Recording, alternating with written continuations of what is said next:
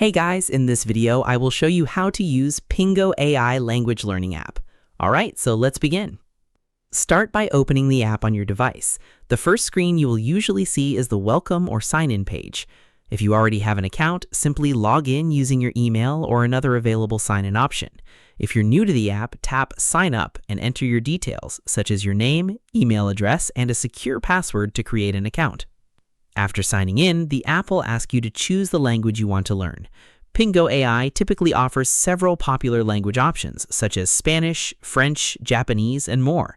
Select the language you want to study and continue to the next step. You may then be asked to choose your proficiency level. This helps the app customize your learning experience based on whether you're a beginner, intermediate learner, or more advanced. Once that setup is complete, you'll be taken to the main learning dashboard where your lessons and activities are organized.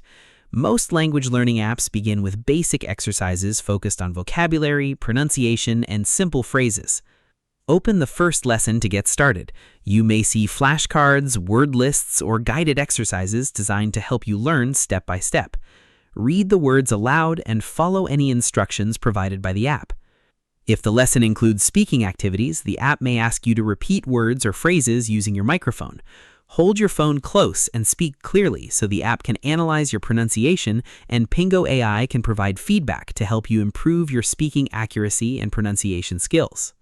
As you continue using the app, try to practice regularly and complete different lessons to gradually build your vocabulary and speaking confidence. And that's it. This is how you can get started with the Pingo AI language learning app, from creating your account and choosing a language to completing lessons and practicing your pronunciation. That's all for this video. Thanks for watching, and I'll see you in the next one.